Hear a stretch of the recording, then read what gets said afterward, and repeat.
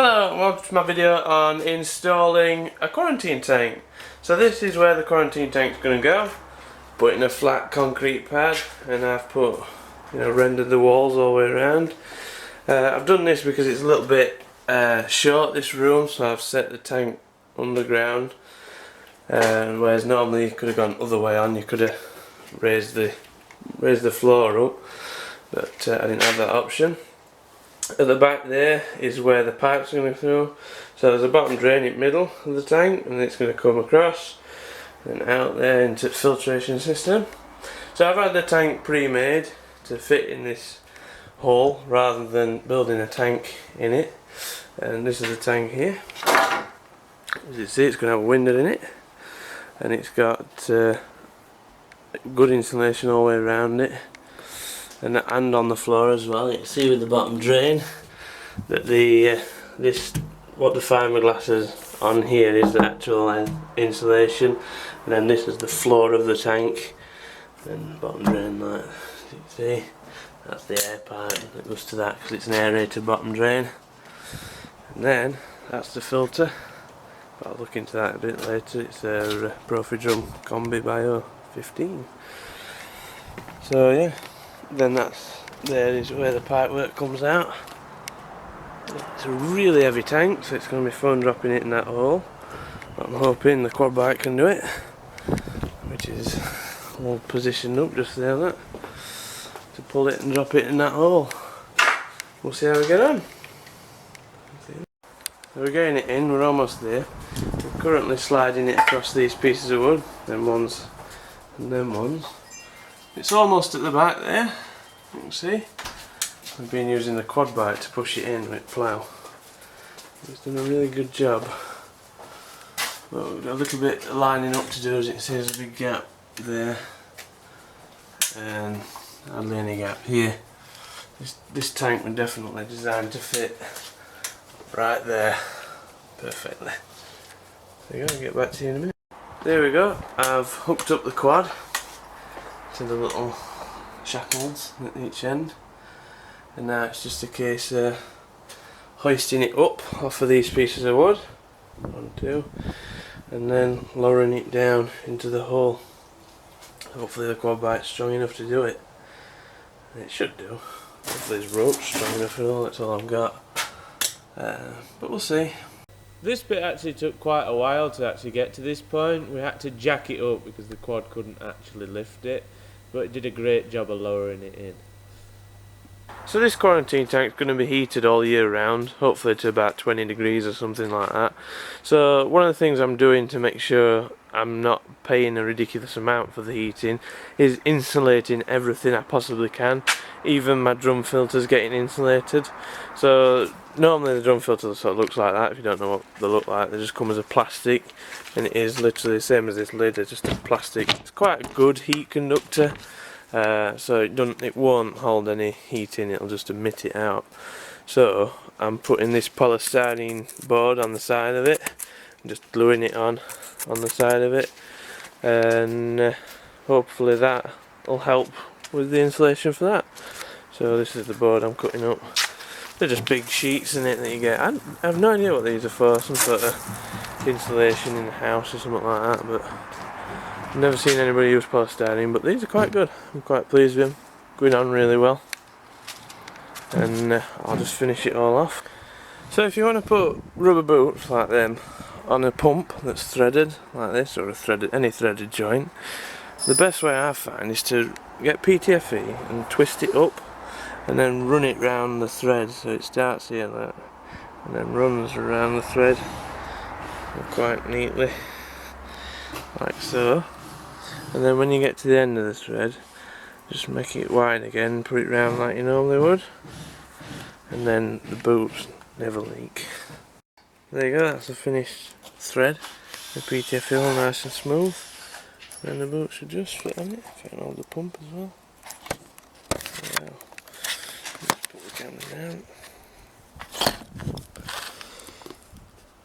Come on. Lovely that. There we can see. Pretty good fit.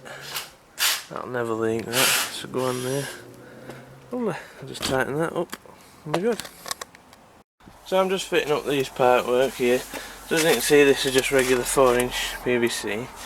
That there is also a regular 4-inch PVC, Class E pressure pipe, but I've insulated it. So it's got an insulation jacket on it that's covering it up like a black thing.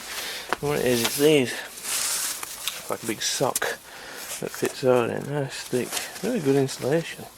I was actually thinking of different ways to insulate it. I was originally gonna like wrap it in rock wool and then put cling film around it so it insulated it that way. But I had a look on the internet, and after a bit of searching I found a website called pipelagging.com that sells this stuff in this size. It's literally the only place I could find to get it this size, and it fits lovely and it's really nice stuff. So I've got that for the 4-inch pipe, and I've got this stuff for the 2-inch pipe, and it should be all, you know, really well insulated now. So I'll get it all welded up and insulated and show you what it looks like. So I'm just doing a bit of pipe work right here, and what it is I'm going to put this pipe in this socket here and then bring it across there. Now this pipe needs to go under there where that black pipe goes, so it'll go under there like that, but then go straight up here at the other side of that.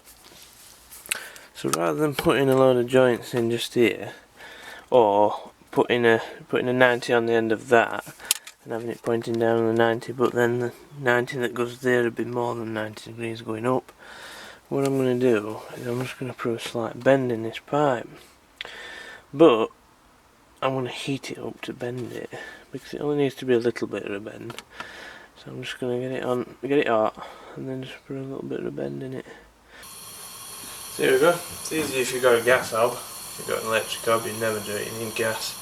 But what I'm going to do is I'm just going to keep spinning this over heat until it gets quite evenly warm, and then it should put bend in it quite easily. It does burn quite easily, this pipe. It goes like a brown stain on it, being PVC, so you got to watch out for that. If you keep it moving all the time, you should be fine, and eventually it'll just go soft and I'll be able to put a nice bend in it.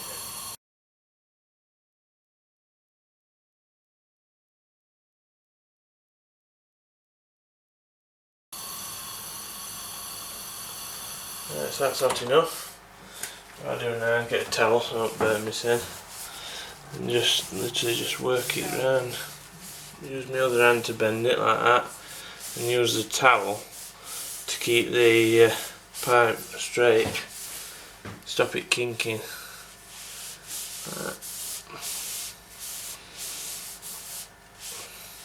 See, sometimes you can actually kink the pipe and it'll shrink it a little bit, but I oversize this pipe anyway, so it's not too much of an issue. I might need to put another bend in it. It's not having it, this one.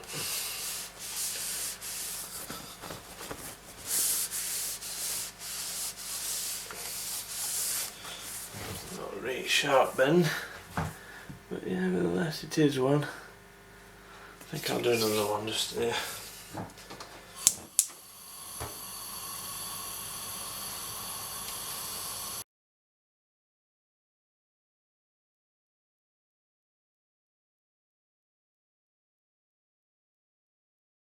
There we go. Let's try that.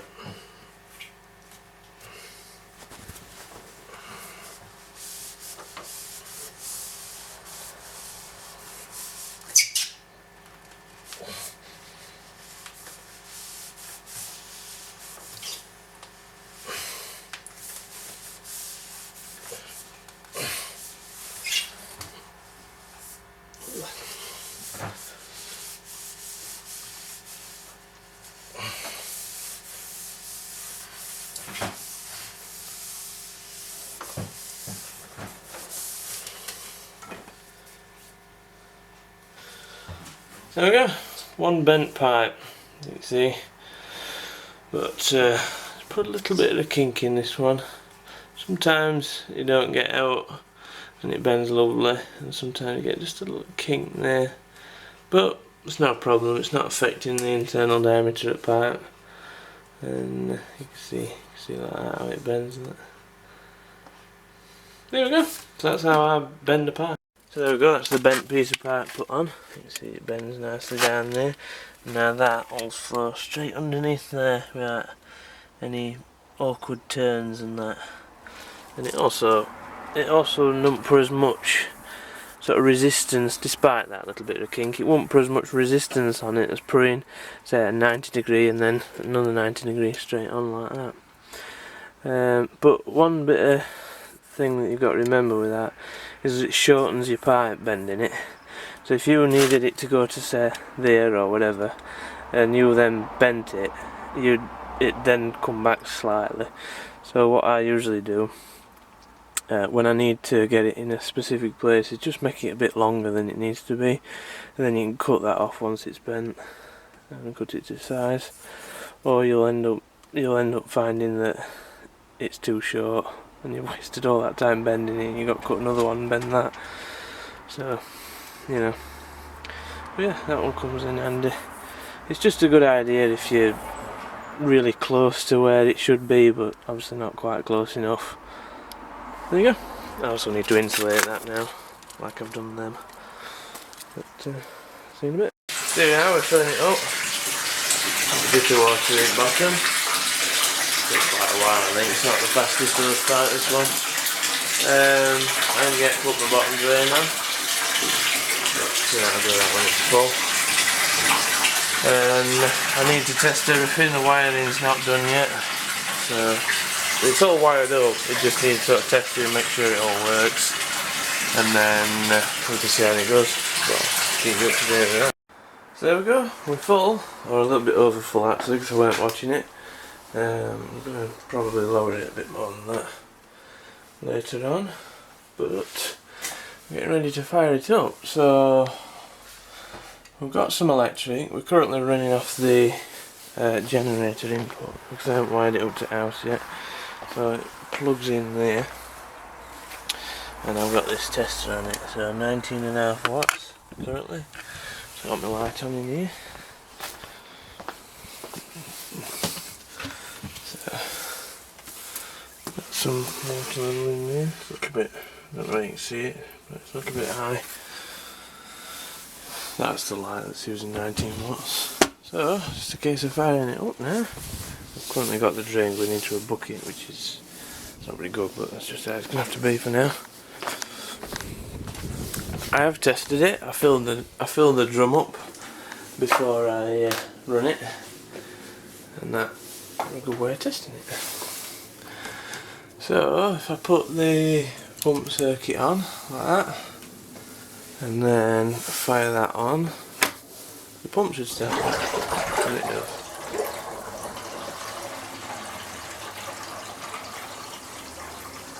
There we go, kicking out some water. It goes in below the water line anyway, so you don't see it.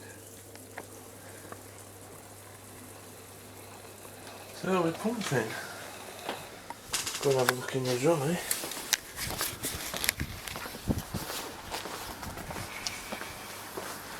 See what the water level's like in here.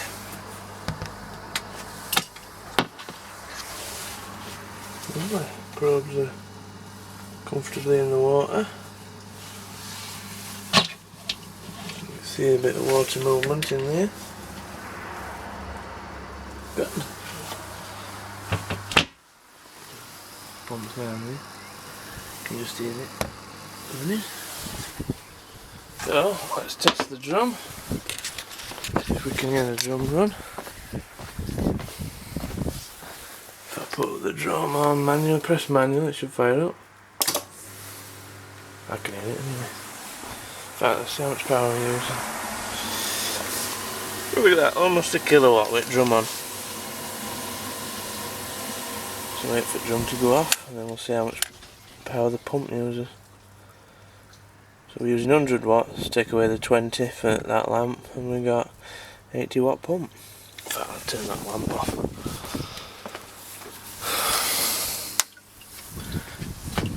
There we go, let me fill my bucket up a little bit. So we've got 20 watts. That's alright, 80 watt. Good, so an 80 watt pump. That's it. I've got the UV light to wire up, yeah, and an air pump to wire up. But that's not a problem. At least the pump's running now. Don't think there's anything else to see. So I'll get back to you later. So here we are with drum filter. And the drum filter is a bio type one. It's been called a combi bio. It's got this chamber on it, so my light works. And you can see it in there. It's a decent sized chamber with an air thing at the bottom that comes up. Now, normally you fill this up with K1 and it just bubbles away and aerates the K1, so similar to a Nexus. I'm not really a fan of K1 and can't bother to use K1, but there's quite a good flow rate in here. So I'm going to use Cyprax, what I normally put in my rivers, and I'm just going to put it in here. And I think it should be quite good. I think the flow rate's good enough. I think obviously it's after a drums filtration. I think Cyprax will be great in there, and we're going to find out, I guess. So it's only a 1000-gallon tank, but I'm going to put, for now I'm going to put one box in, just see what it looks like, and then I've got another box as well, so could have 2 boxes of Cyprax in it, and just see how we get on with that. But I think it's going to be quite good in there. We'll see. Right, I'll chuck it in there and have a look at it when it's full. So there we go, that's that in there. You can actually, the water comes through these grills here in the side, so you can see a bit of flow rate over it, and it just sort of drops down through the Cyprax and then goes out that way to the pump.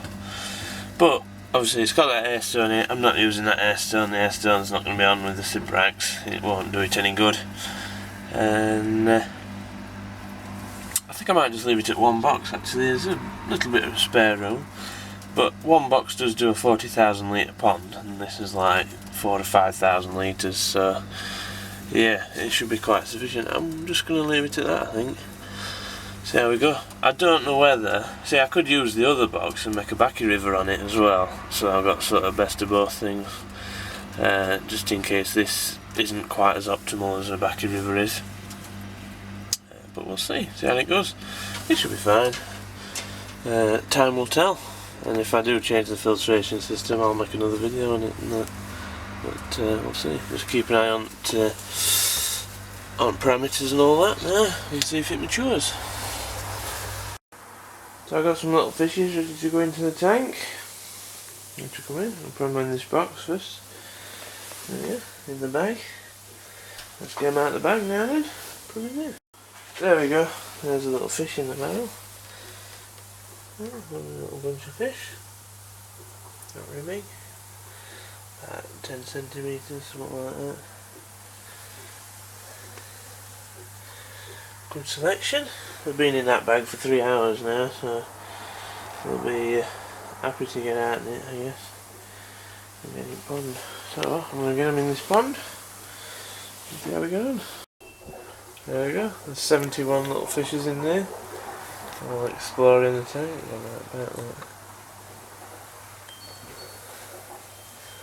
That's the first bag of fish. Seem happy enough. It's only 12 degrees, so I could do me a bit of warming up. The next few days I'll start to warm them. There we go, let's get another bag of them in. There's the second lot of fishes. There you go. And the little fishes.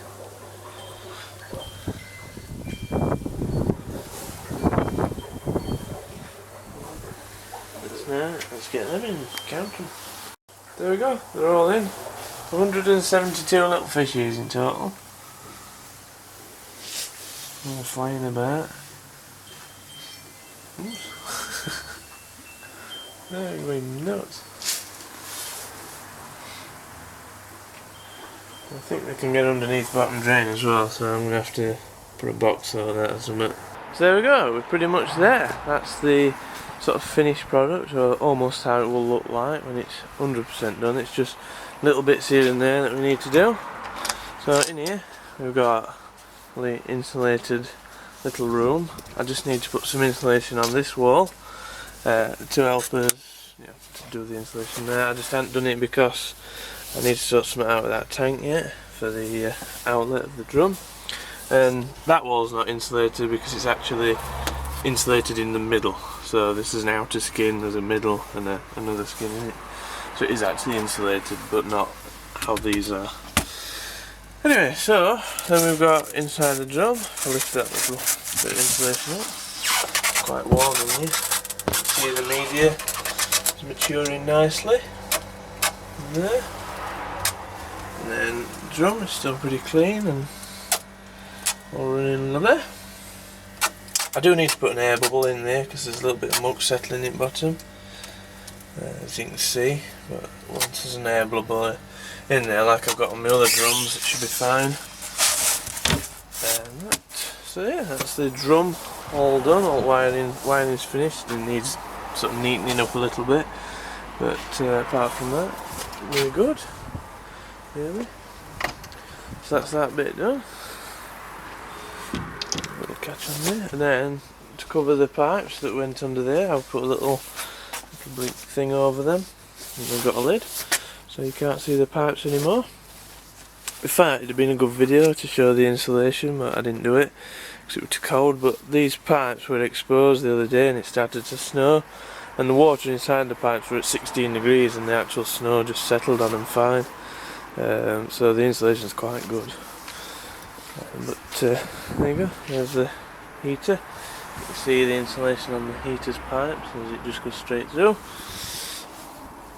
And the heater's currently at 18 degrees, I think. You can see that, yeah, 18.5. Running lovely, quite happy with it. And it looks good, just that needs another paint, it rained on it. But there we go. Then we go in here. This is going to have a proper lock on it, but for now we've got a little catch on it. Eventually I'll sort it out. Then we've got the tank. There's the almost finished tank, well pretty much finished tank. We've got the lid done. That piece of plastic there is supposed to go up there, I'll do that in a bit. And the only thing I want to do here is put something across here to just finish off, and then around the window to just make it look a bit tidier. But yeah, I had to, I think I mentioned it earlier on, but the fish, I ended up with 3 fish in the drum because they could get underneath the bottom drain, so I've ended up putting a net over it, and that there's a lead weight. But don't worry, the lead won't bother them, it's all plastic in the thing, it's sealed. So yeah, they can't get in now with that net over them, but eventually I'll take that net off when they're a bit bigger and they're all happy. Still quite happy. And then the electrics, covered that up and then put all that on, looking good. The other thing I need to do is I'm going to put like a piece of wood and then, you know, put a cover or everything like that so you can't see the cables, and then it should look really good. And then we're done. Then the lights are all switched down. The plug socket, I never need one. So there you go. That's it. That was the installation of the quarantine tank, and I guess you'll see updates as it progresses in later videos. The little things I do to it, but you know, thank you for watching this video. If you have any questions about the fish, the tank, or anything to do with this, then comment them below. Thank you for watching, and I shall see you in the next video.